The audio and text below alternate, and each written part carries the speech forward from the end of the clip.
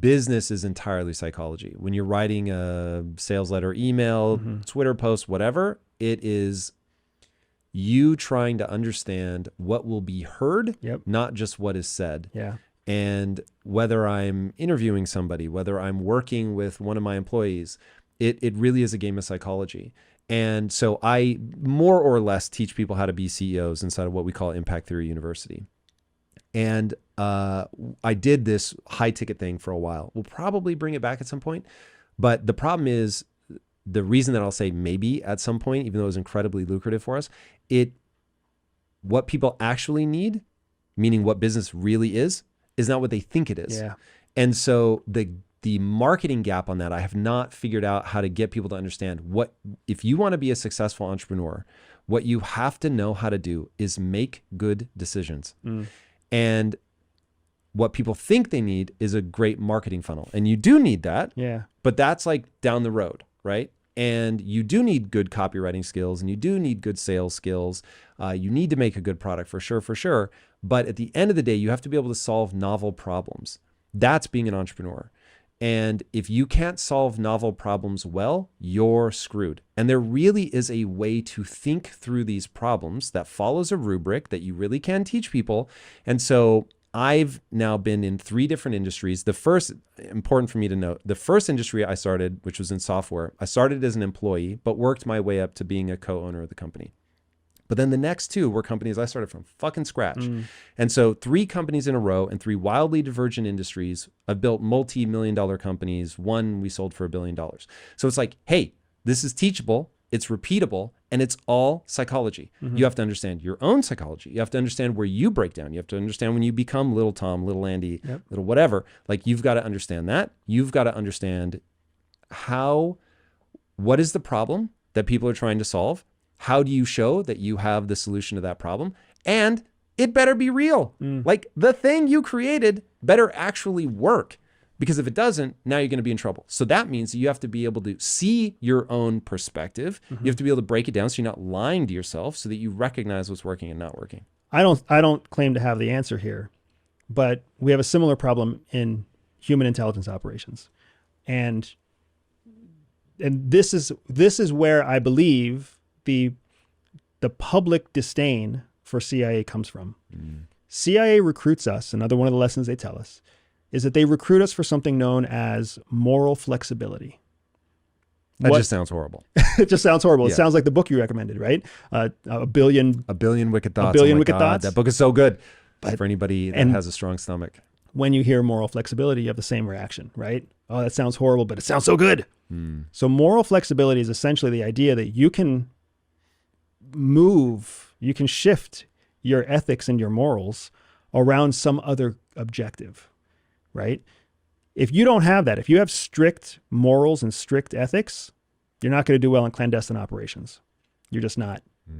You have to have flexibility to say. What becomes your guidepost? Is it protecting Americans? Yes. It becomes, honestly, as again, this is where people don't like CIA. CIA's mission is American primacy. That's it. Right? That's the goal. It goes I'm a child of the 80s. I love American primacy. I love it the most. I know that's so out of fashion right now. It is out of fashion. I think it's crazy. Everybody should want primacy for their own country. They absolutely should. And if you're an American, the fact that we have the freest country in the world, do we have problems? Yes. Are our problems anywhere like other countries' problems? No. Spoken by somebody who's been in other countries. It's nuts, man. It's incredible how people lose perspective. They never gain perspective. They're trapped in their own perception about how bad America is. Right. America's messed up. I'm not saying it's not. We're an adolescent country. In the developmental stages of a country, we're just over 250 years old. I think we're just under 250 years old. We're freaking adolescents. We're teenagers. Of course we're all fucked up, right? What teenager do you know that has it all figured out? We've got growing to do, but let's not negate the progress that we've made just because we're not where we want to be yet, right? But either way, moral flexibility is this idea that you can change your personal ethics to fit a larger goal. Ours is American primacy. CIA believes, and the government of the United States believes, that as long as America is the strongest country in the world is a safer place to Americans. If you don't like the way that sounds, then you don't want to work in the government, right? We're not worried about the security of Nigerians. We're not worried about the security of Australians. We're not worried about the freedom of human rights in, Sri Lanka. That's not our first goal. It might be somewhere at like goal 75. Right. Goal number 1, keep Americans safe, give Americans every opportunity to succeed in a world that's dominated by the United States. It's going to be dominated by somebody. It's going to be dominated by somebody. Exactly right. So this idea of moral flexibility is a big part of what CIA recruits us to do. They recruit us because we have moral flexibility to make that American primacy mission happen. And then they also teach us that when you are engaging with somebody, a target, and that target has potential value to the mission, sometimes you have to veer from your own ethics about dealing with people to meet them where they are so that you can get into their private and secret life and guide them to where you need them to be. Did that mess with your head, or do you find that easy? I found it thrilling. I wouldn't say I found it easy. There's a learning curve there, but it was absolutely thrilling. It's like you said, something you enjoy doing, right? Something that brings you excitement. Learning how to manage people, like manage them on, I say manage. We learned how to manipulate people. That's what CIA taught us how to do. We weren't making friends with these folks, right? You're finding the most powerful, most vulnerable people in the world who have access to secrets that keep Americans safe. That's not a big population. There's really only a small population that has that level of access, that level of secret access, right? You had to find them. You had to befriend them. You had to get into their secret life. You had to get them to commit the safety of themselves and their family to you. And then eventually your real goal is to institutionalize them so that you can basically leave and a junior officer can step in to maintain that relationship. Do you reveal who you are at some point? Sometimes. Sometimes you reveal who you are. Sometimes it's better to leave what we call a fig leaf, where they think they know who you are, but they're never really sure. Because if they were sure, they might self-destruct. Right? That's another thing, another predictable human thing. Human beings like to self-destruct. We like to self-destruct. What? Yeah, we all carry this self-destruct button on our chest. That's what we say, right? A big red self-destruct button. So when we start to get ourselves into trouble, you start to lie. And then you tell compounding lies because you're trying to get yourself out of the situation that you got yourself into. Inevitably, you're going to land on a point where you're like, I just need to come clean. Whoa. That's something that we do. Right? And then you've got the people out there who refuse to lie because they're so afraid of that moment that they only tell the truth. Yeah. Well, when you only tell the truth, guess what you do? Whoa. CIA believes that all people are born with a spy secret superpower. For some people, that means they can win deals. For others, they can spot liars. Some can even seduce lovers. I built a free 3-minute test to help reveal to you exactly what your secret hidden superpower is. All you have to do is click on the link in the description below, take the test, and start using your spy superpower to stay ahead of 99% of people. I'm evaluating myself internally like crazy right now. So keep going. So why do we like to self-destruct? We like to self-destruct because we in our brains we create this low probability outcome where all will be forgiven and we'll be able to reset. What we don't like, people can reinvent. You can always reinvent. You can never reset. This isn't freaking Nintendo. Right? There's no hitting select or start and starting all over again. You just don't get to do that. You got to finish the game. And then you can restart, you can reinvent, you can recreate, but you can't go backwards. You can't reset. So true. We keep thinking that we can reset. We keep thinking that we can go back to the blank slate that you already said never actually existed. We can't. We have to keep playing the game. You can retreat or you can advance, but you can't restart the war. You're in it. You're in it, and you've only got one chance. You've only got one ride on this rock that circles in one direction, right? Time only goes one way until we find out how to do it otherwise. This is just where we are. You've got to accept that reality. You can't perceive something different. You have to accept the reality that you're going where you're going. Two things happen when you accept that reality. The first thing is that you learn that everything that's happened that you would think that your instinct tells you to just reset and start over, just whitewash it all, reformat the disk, and let's start over again. So we like to self-destruct because we are misinterpreting the moment. Right? Because we are telling ourselves a lie in our head, right? We're telling ourselves that it's better to start over than to start where we are. Wow. It's never better to start over. You are a fantastic example because you accept it. You are the sum total of all of your experiences, good and bad. You are 0 to 7, 7 to 13, 13 to whatever age you are now. You are all of that sum of all of that experience and all of your learning. You use the mantra, don't forget who you are, or remember who you are. Is that what you say? Remember who I am. What you're really remembering is everything that brought you to where you are. You can't pick and choose. You can't reset it. That is what it is. And it's a fucking superpower. But it's a superpower for everybody. It's a superpower for everybody. I'm nowhere near the financial success that you are. I'm nowhere near the achievement that you've achieved. I'm nowhere near the notoriety that you have. Nowhere near it.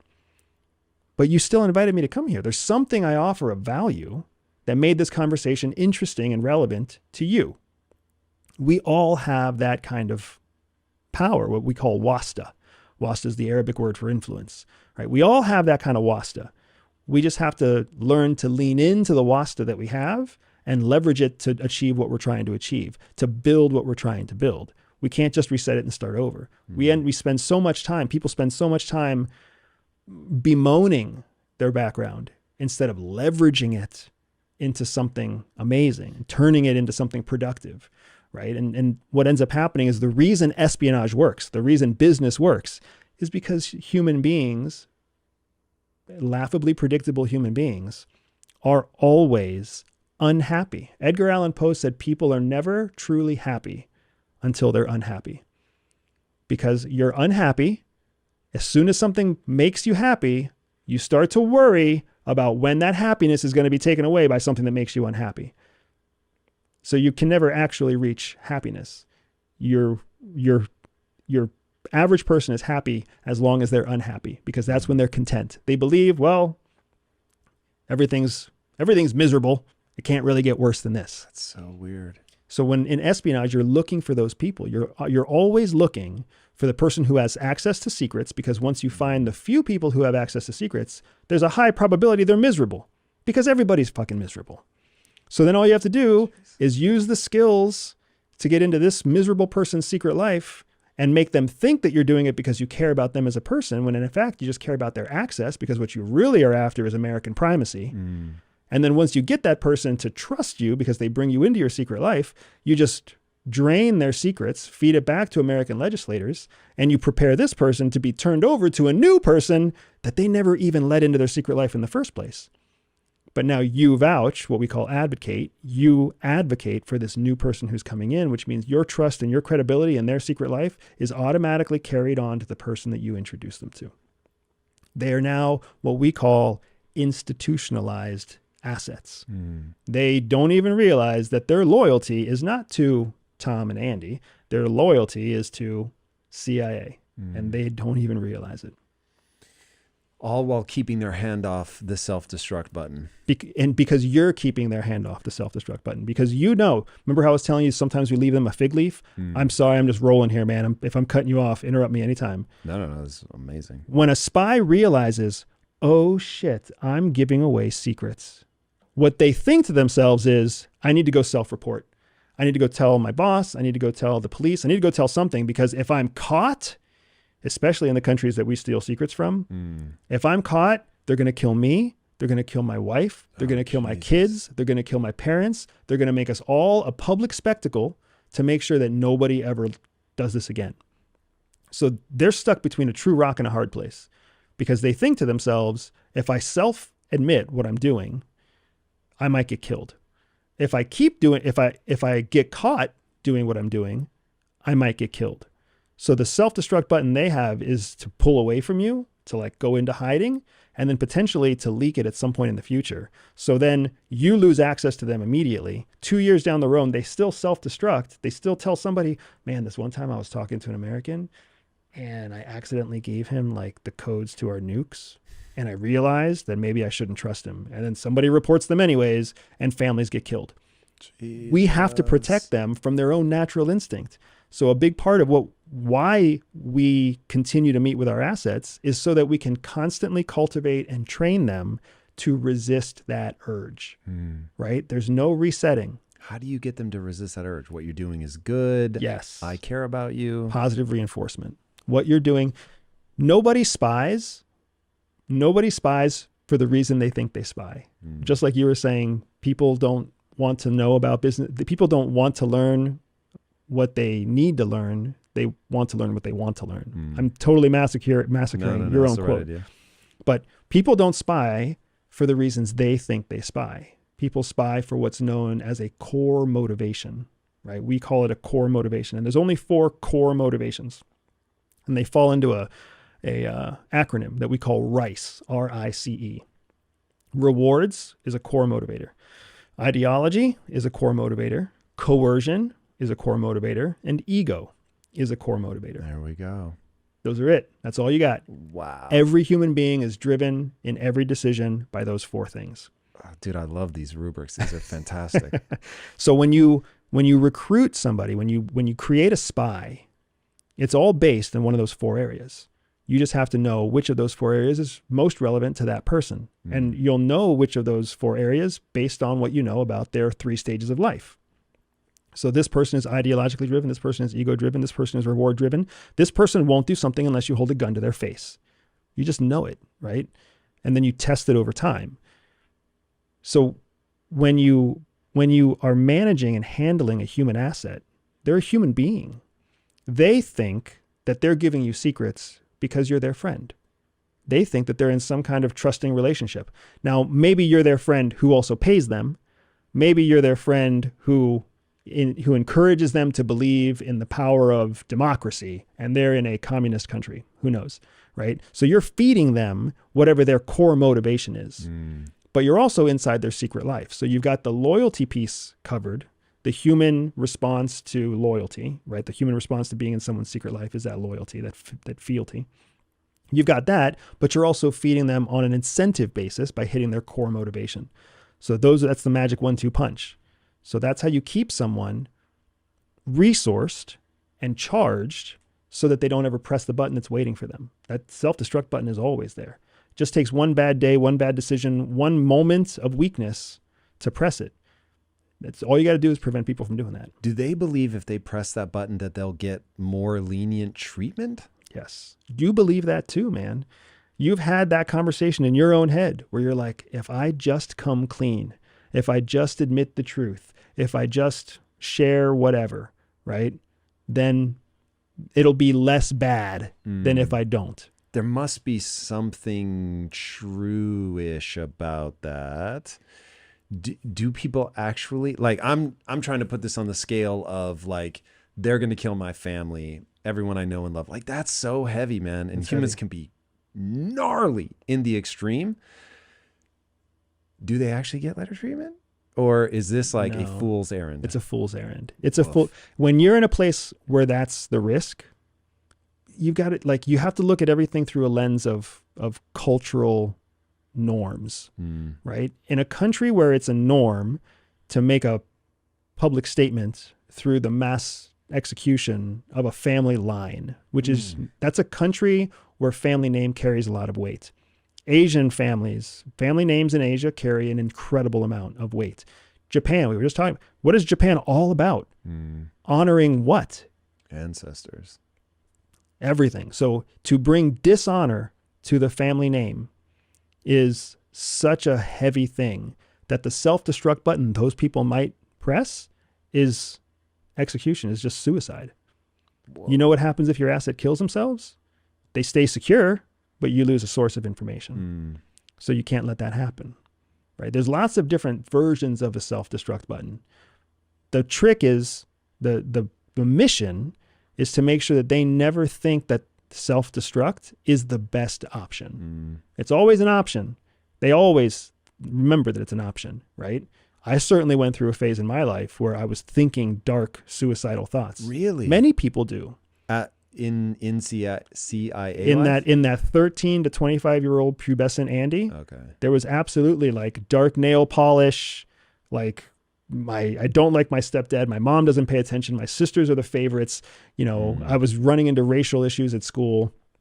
Like there's all sorts of stuff there. And you certainly have those thoughts where you're like, what's the fucking point? Like, is this really worth, no one's even going to miss me. Right? Like the amount of people who have had those thoughts is surprisingly large. It doesn't mean we take action on it, right? It's an option, right? It's not really a reset. It's not. You're not starting all over again. You're just ending what you have. When people are thinking about smashing the self-destruct button, is it normally to confess, or do people kill themselves? It's normally to confess. Confession is again, this makes me sound like just an incredibly horrible person. Confession is the worst of the two options from the point of view of an intelligence officer. Because if someone confesses, then they're no longer providing access to information. But they're also potentially admitting that you were the one handling them. So now that brings a whole world of pain on you. Plus, if someone starts to investigate you, then how long before they start to take apart the network that supported you in that country or in the field, right? Now all of a sudden there's like secondary and tertiary levels of risk exposure. So confession is our worst case scenario. We would rather an asset self-destruct or just go dark. Go dark meaning they just shut themselves off from the world. And I mean, it's still scary if they shut themselves off from the world because you don't know who they're telling what to. But we can control suicide, the blowback from suicide. We can't really control the blowback from somebody who confesses. Oof. Do agents, and I don't know if this is something that you can talk about, but when that happens, like the person goes dark, do agents like get me out of here? Like, is it extraction time? Usually it's extraction time, is what we would call a non-emergency extraction. An emergency extraction is like, no shit, black airplanes are going into the sky with boxes that have oxygen tanks and you're like getting extracted, right? We think that your threat to life or threat to survival is imminent. So we need you out ASAP, right? We don't have time to tell Borders and Custom that you're going to be leaving. We don't have time to tell anybody. We're just getting you out. That's an emergency exfiltration. When we have a non-emergency evacuation or a non-emergency exfiltration, then you can go through the established lines. It's a race against the clock because the question becomes, can you get across the border faster than the person who went dark can turn themselves in, submit your name, and the bureaucracy of the local police force can get your name to the border crossing agents, right? And sometimes, I mean, if someone goes dark, if someone goes dark and you've in 12 hours or less, you can get yourself across the border, you're safe, right? Sometimes it can be 3 days, sometimes it can be 2 weeks, and sometimes you're on a mission that's so sensitive that it's actually better to wait until you see signs that people are coming for you and then trigger the emergency exfil. Whoa. Right? So let's say that moment happens. Do you have like booby traps or something that you set on the door? I mean, this is like straight up movie stuff. Are you like paper in the door? And if it falls out, you know somebody's been in. Like, what signs do you look for that somebody's coming after you? Yeah, so I'm going to stick to the unclassified version. Of course. So generally speaking, when you think that you're under scrutiny, what we call scrutiny or advanced scrutiny, you are looking first for some sort of active surveillance, because the dude who lingers too long outside your apartment. If they're what we would call a bumbling surveillant, then yes, bumbling surveillance exists, right? There's different levels of surveillance. So let's reverse engineer. You've got an asset. The asset knows that you are getting their secrets. Asset turns you in. Well, now the question for the local police force or the local intelligence service is, do we wrap up the person that we know is collecting secrets, or do we observe the person who's collecting secrets to see who else are they collecting secrets from, and who else are they meeting with to report their secrets to? Because now you have the opportunity to unfold an entire network. It's a very similar problem to what the police have. Do you take out one drug dealer, or do you follow the drug dealer to find, the larger kingpin? So the first thing that we do when we suspect that we might be under scrutiny is amp up our situational awareness to observe whether or not we think we're being observed. So yes, bumbling surveillance would be a potential that you're being observed. Usually bumbling surveillance exists naturally. Like there are countries where you just being a tall, wealthy white guy, as soon as you walk into that country, there's going to be some bumbling person who's always like 17 feet behind you with a newspaper walking around, just keeping an eye on you, right? For any number of reasons. We would expect to see more refined, sophisticated surveillance. So we would look for a team. We're trained to see teams of surveillance, foot surveillance, vehicle surveillance. We're trained to know when and how to look for closed television, closed circuit TV, and or aerial drones. We know when we can spot them at the right time to confirm if they're after us, right? And if we see sophisticated surveillance, then we can trigger the next step. So that's one way that we would go about doing it. The other thing we would look for is electronic signatures that we're being electronically surveilled. There are certain signatures, there are certain behaviors that you can look for in your cell phone, in your computer, in your laptop, in your smart TV, on your smart devices. There's certain things that you can keep an eye out for that demonstrate that you might be tapped or you might be under Are any of those watch. unclassified that you can tell me about? I'm pretty sure that it's unclassified to talk about gaps, like delays. If you start to see performance delays in a device that is performing normally, that's a good sign that it's got an additional drag on its internal CPU or its internal memory I'm going to unit. be so paranoid now. So if your smartwatch is always working and then all of a sudden your smartwatch has this delay, it's not catching the right time, it's not connecting to the Wi-Fi, it's got some kind of gap, some sort of digital gap, right? That's usually a sign that something in the internal unit is draining it of its processing power. When a hack happens, when an information or a data hack happens, they're not usually very clean and they're not efficient. So they are very energy intensive. So for your watch or for your phone or for your smart TV to be sending your signal out to another location all the time, right, is going to constantly fill up. It's going to take all the demand on your RAM that's being carried in your smart device. So when you see that, it's an indicator. Does that mean you run and hide? Not necessarily. It's just an indicator. Oftentimes we find indicators as very comfortable things, because if there's an indicator that we're being surveilled, then that means it's not an indicator that as soon as we step outside, we're going to get wrapped up into a van. Now we have time. We have time to get off the X as long as we don't fucking melt down. Right. So, and that's the big thing too. When you see surveillance on your smartwatch or surveillance on your smartphone, your smart TV starts to jigger. And then you also see surveillance on the street. Guess what every fiber in your body wants you to do? Run and hit that self-destruct button, right? Just run. I'm out of here as fast as I can. Maybe if I get on a tuk-tuk and it takes me to a local airport and I pay some local pilot $300, he'll just fly me to Cambodia. Maybe. No, it's not going to work that way. You're going to get intercepted 15 minutes after you start the run. Like the way the human brain can rationalize through a dangerous situation and come to the wrong conclusion, it's incredible.